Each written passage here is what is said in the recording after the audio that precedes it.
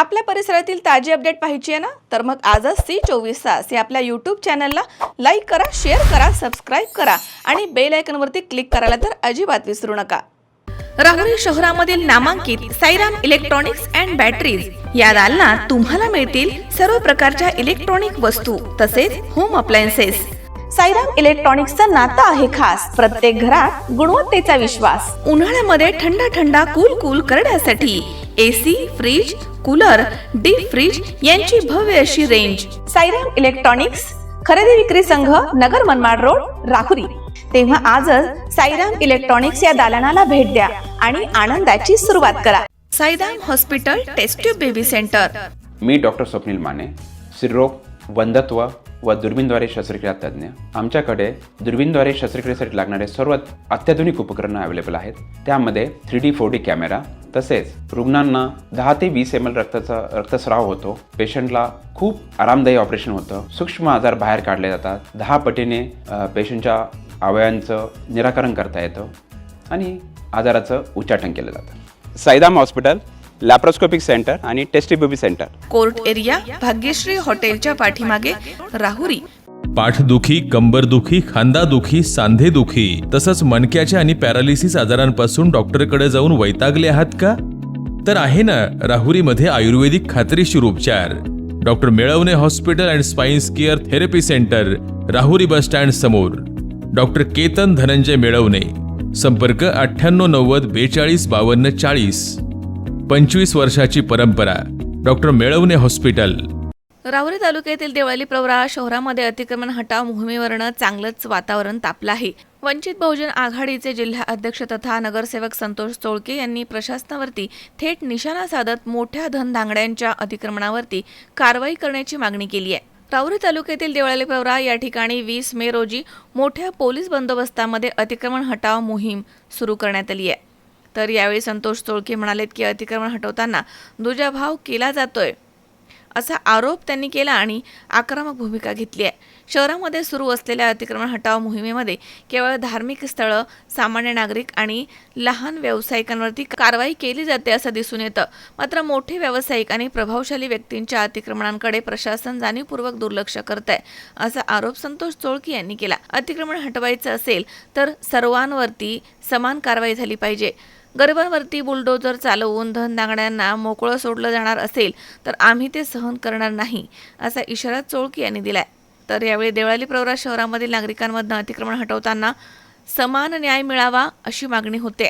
प्रशासन पुढे कोणती भूमिका घेते याकडे सर्वांचं लक्ष लागलंय. तर या प्रसंगी वंचितचे तालुका अध्यक्ष बाळासाहेब जाधव तसेच जिल्हा संपर्क प्रमुख पिंटू नाना साळवे तसेच पास्टर शामवेल साळवे आदींसह ग्रामस्थ इथे मोठ्या संख्येनं उपस्थित होते. आज देवळाली नगर परिषदेमध्ये या परिसरामधील अतिक्रमणित जे चर्च आहे, मंदिर आहे, मस्जिद आहे याच्या मालकांना एक नोटीस दिली आणि त्या नोटिशी अंतर्गत आज देवळाली नगर परिषदेने व येथील सत्ताधाऱ्यांनी जो या गावातील लोकांवर अन्याय करण्याचा प्रयत्न केलेला आहे त्याचा प्रथमतः मी निषेध करतो. कारण की आज देशामध्ये ही परिस्थिती येऊन ठेपलेली आहे की हा देश आणीबाणीची घटका मोजत असताना यांना या गावातील मंदिर, मस्जिद आणि चर्च या गोष्टीमध्ये या गावामध्ये दंगल घडवायची. तर आणीबाणीची परिस्थिती असताना ह्या प्रशासन एवढी यंत्रणा कुठून लावते? पोलीस, अग्निशामक, 4 ते 5 पोलीस गाड्या. तर ह्या लोकांनी असं काय केलं या चर्चवाल्यांनी? हे चर्च हे 20 वर्षापासून इथं प्रार्थना करत आहेत. या जागे मालकाकडून त्यांनी अधिकृत जागा घेतलेली आहे आणि इथं कुठल्याही पालिकेचं कंस्ट्रक्शन नसतानाही मुख्य अधिकारी आणि इतर अधिकाऱ्यांचं म्हणणं आहे की तुम्ही ते चर्च काढा.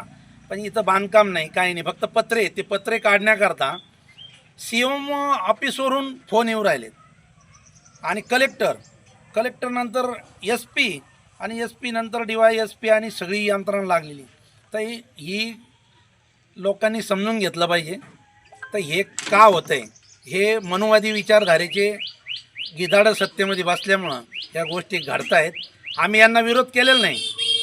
त्यांनी आम्हाला 4चा टायमिंग दिला. 4 वाजता आमचे हे स्वयंसेवक हे चर्चचे पास्टर वगैरे यांनी स्वतः काम चालू केलेलं आहे.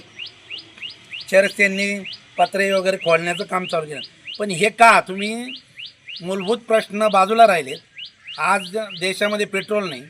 आज देशामध्ये मुख्य गोष्टी म्हणजे ज्या अन्न वस्त्र निवारा ह्या गोष्टी नसतानाही तुम्ही फक्त लोकांना ह्या मुस्लिम हिंदू ख्रिश्चन हिंदू महार किंवा हिंदू मातंग याच्यामध्येच तुम्ही गुंतून ठेवण्याचा प्रयत्न करताय. परंतु एक दिवस तुम्हाला ही जनता मातीत घातल्याशिवाय राहणार नाही. आणि मी ह्या सर्व घटनेचा नगरपालिकेचा नगरसेवक या नात्यानं जिल्हा वंचित बहुजन आघाडीचे जिल्हा अध्यक्ष या नात्यानं या एकतर्फी कारवाईचा निषेध करतो. आणि आम्ही सर्वजण संविधानाला मानणारे आहोत. तर आम्ही हे स्वतः आमच्या पद्धतीनं हे चर्च किंवा गावातील काही गोरगरिबावर जे अन्याय करतायत ते अतिक्रमण काढून घेत आहे. आणि या गावामध्ये खूप मोठ्या धनदांडग्यांचं अतिक्रमण आहे. ते प्रथमतः नगरपालिकेनं व जिल्हा प्रशासनाने काढलं पाहिजे. रोडवर लोकांचे पत्रे आहेत, रोडवर लोकांच्या बिल्डिंग आलेल्या आहेत, तर त्या काढा ना. गावाचं ऑडिटर स्ट्रक्चरल ऑडिट होऊ द्या. परंतु कुठं जाऊन जिथं जातीय दंगली होतील अशा ठिकाणी तुम्ही बोट घालता. परंतु जनता याची निश्चितच तुम्हाला उत्तर देईल आणि तुम्ही सर्वांवर कारवाई करताल, या सर्व धनदांडग्यांवर कारवाई करताल अशी अपेक्षा व्यक्त करता. मनोज साळवे, C24 तास, राहुरी.